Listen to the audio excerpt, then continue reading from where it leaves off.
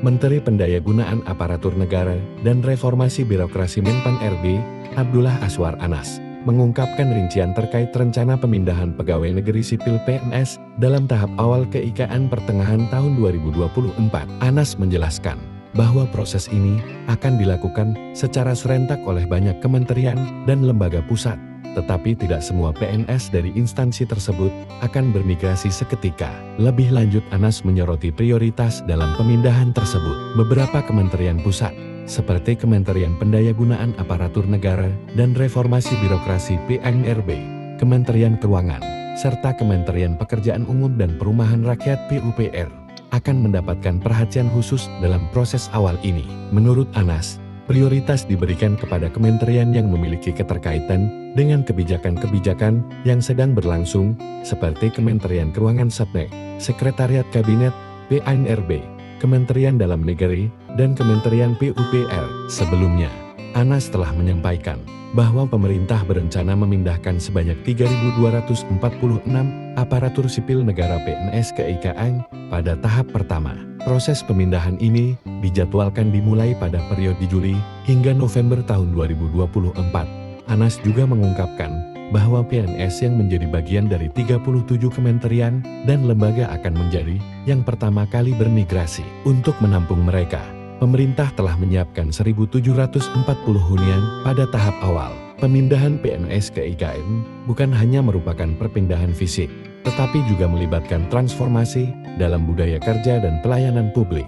Anas menekankan perlunya persiapan sumber daya manusia SDM oleh setiap kementerian dan lembaga sesuai dengan kebutuhan jabatan dan layanan berdasarkan kompetensi masing-masing. Menurut Anas, pemindahan PNS ke IKN adalah langkah strategis dalam memperkuat administrasi publik dan mendukung visi pembangunan nasional. Hal ini juga dianggap sebagai momen penting untuk menerapkan tata kelola pemerintahan yang efektif dan efisien.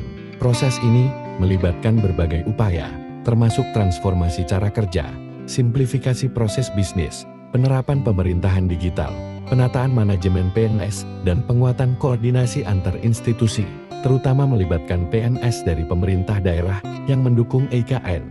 Anas menegaskan bahwa dengan koordinasi yang baik antara pemerintah, aparatur negara, dan berbagai pihak terkait, diharapkan pemindahan ini dapat berjalan lancar dan memberikan dampak positif bagi penyelenggaraan pemerintahan dan pelayanan kepada masyarakat.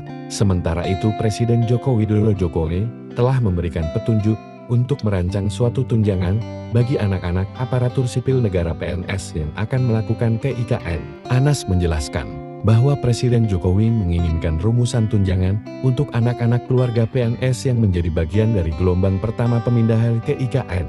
Anas menjelaskan bahwa Presiden Jokowi menginginkan rumusan tunjangan untuk anak-anak keluarga PNS yang menjadi bagian dari gelombang pertama pemindahan ke IKN.